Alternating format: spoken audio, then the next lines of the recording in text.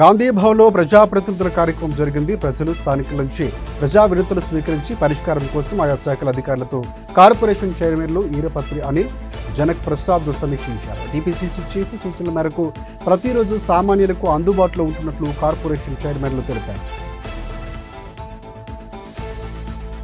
ISO అధికారిని అమరాపాల్ని Telangana cadre సర్వీసులోకి తీసుకోవాలని ఆదేశిస్తూ కేంద్ర పరిపాలనా ట్రిబ్యునల్ తీర్పునిచ్చింది.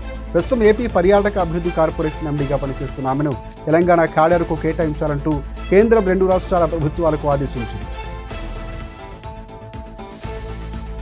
ప్రజలు అత్యంత భక్తి శ్రద్ధలతో జరుపుకునే బోనాల ఉత్సవాలు రేపటి నుంచి ప్రారంభం కాబోతున్నాయి. ప్రత్యేక రాష్ట్రం ఏర్పడిన తరువాత ప్రభుత్వం బోనాలను అధికారిక పండుగగా ప్రకటించింది. దాంతో రాష్ట్ర వ్యాప్తంగా ఉన్న అన్ని ఆలయాల్లో ఉన్న అమ్మవార్లకు భక్తులు బోనం సమర్పించి మొక్కులు చెల్లించుకున్నారు. తెలంగాణలో స్థానిక సంస్థల ఎన్నికలపై హైకోర్టు సంచలన తీర్పును వెలువరించింది. సెప్టెంబర్ 30 లోపు ఎట్టి పరిస్థితుల్లో ఎన్నికలు నిర్వహించాలని జస్టిస్ మాధవీదేవి తుది తీర్పును వెలువరించారు. మేరకు రాష్ట్ర ప్రభుత్వం రాష్ట్ర ఎన్నికల సంఘానికి హైకోర్టు ఆదేశాలు జారీ చేసింది. ఫోన్ ట్యాపింగ్ కేసులో రోజుకు ఒక కొత్త విషయాలు బయటకు వస్తూనే ఉన్నాయి. తాజాగా 2023 నవంబర్ 15 నుంచి నవంబర్ 30 వరకు భారీగా ఫోన్ ట్యాపింగ్ జరిగినట్లు అధికారులు నిర్ధారించారు. ఏకంగా 4013 ఫోన్ నెంబర్లు ట్యాపింగ్ చేసినట్లు ప్రణీత్రావు అండ్ టీం అంగీకరించారు. వీరిలో సీఎం రేవంత్ రెడ్డితో పాటుగా పలువురు రాజకీయ నాయకుల ఫోన్లు కూడా ట్యాప్ చేసినట్లు గుర్తించారు. తెలంగాణ రాష్ట్రంలో సంచలనంగా మారిన చాకలి ఐలమ్మ మునిమనవరాలు అంజలి హత్య కేసులో మరొక కీలక పరిణామం చోటు చేసుకుంది. 16 ఏళ్ల ప్రియురాలు ఆదేశాల మేరకు అంజలిని హత్య చేసిన నిందితుడైన శివ తల్లి ఎవరు ఊహించని విధంగా నిందితుడైన కొడుకుని వెనకేసుకొచ్చింది. వ్యవహారంలో అంజలిని చంపడమే కరెక్ట్ అంటూ శివ తల్లి సంతోషి సంచలన వ్యాఖ్యలు చేశారు.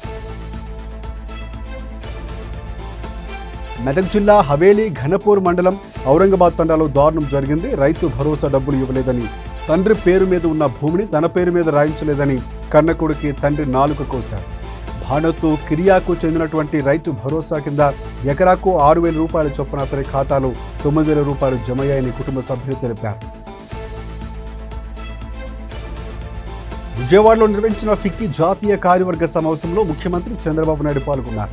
వివిధ కంపెనీల యాజమాన్యాలు, ప్రజాప్రతినిధులు ఇక సమావేశానికి హాజరయ్యారు. ప్రభుత్వం చేపడుతున్న చర్యలు, పాలసీలు ఇండస్ట్రీ ఫ్రెండ్లీగా ఉంటున్నాయని ఫిక్కీ ప్రతినిధులు తెలిపారు. ఇక ఎంఎస్ఎంఈల విషయంలో చంద్రబాబు నేతృత్వంలో ప్రభుత్వం తీసుకుంటున్న చొరవకు ఫిక్కీ అభినందనలు తెలిపింది. మాజీ మంత్రి కాకాని గోవర్ధన్ రెడ్డిని సిట్ అధికారులు కస్టడీలోకి తీసుకున్నారు. సెంట్రల్ జైలు నుంచి కృష్ణపట్నం పోలీస్ స్టేషన్కు తరలించారు. 2 రోజుల పాటు కాకానిని విచారించనున్నారు. ఎంపీ మాగుంట సంతకం ఫోర్జరీ కేసులో ఏటూ కాకానిగా ఉన్నారు. శ్రీకాకుళం జిల్లా టెక్కలి మండలం జగన్నాథపురం ప్రాథమిక పాఠశాలలో విచిత్ర సంఘటన చోటు చేసుకుంది.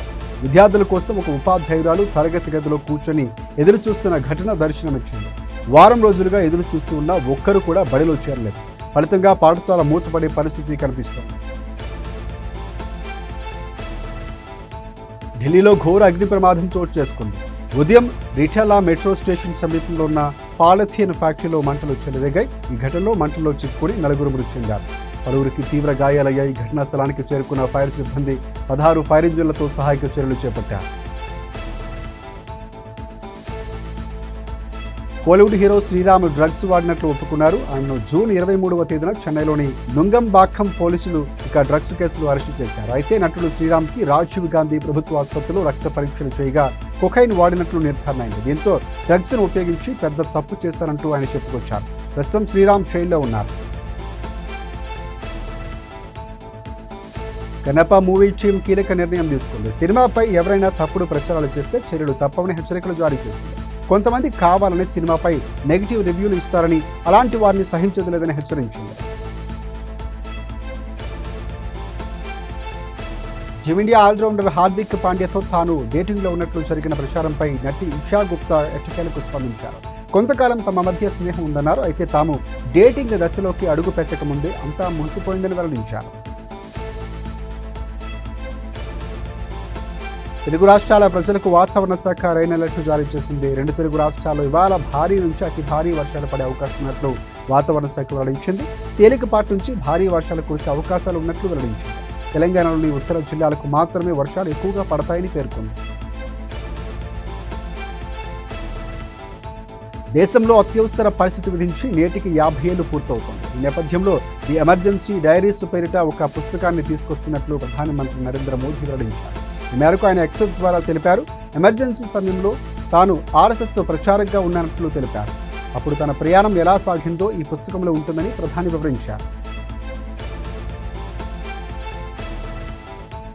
భారతదేశ అంతరిక్ష యాత్ర చరిత్రలో మరొక సువర్ణ అధ్యాయం లిఖించబడింది. సుమారుగా 4 దశాబ్దాల సుదీర్ఘ విరామం అనంతరం భారత వాయుసేనకు చెందిన గ్రూప్ కెప్టెన్ సుభాంశు శుక్లా అంతరిక్షంలోకి అడుగుపెట్టారు. సుభాంశు శుక్లా మరొక 3 అంతర్జాతీయ వ్యోమగాములతో కలిసి స్పేస్ ఎక్స్ వ్యోమనౌకలో ఈరోజు మధ్యాహ్నం 12:01 అంతరిక్ష రూపం ప్రారంభించారు. ఉత్తర పసిఫిక్ మహాసముద్రంలో భారీ ప్రమాదం చోటు చేసుకుంది. దాదాపుగా 3000 కొత్త కార్లతో ప్రయాణిస్తున్న మార్నింగ్ మిడాస్ అనే ఒక భారీ కార్గో నౌక నీటిలో మునిగిపోయింది. కొన్ని వారాల క్రితం ఈ నౌకలో మంటలు చెలరేగడంతో అగ్ని ప్రమాదం సంభవించింది. దక్షిణ కొరియాలోని ఒక పోర్టు నుంచి మెక్సికోకు కార్లను తరలిస్తూ ఉండగా ఈ ఘటన చోటు చేసుకుంది.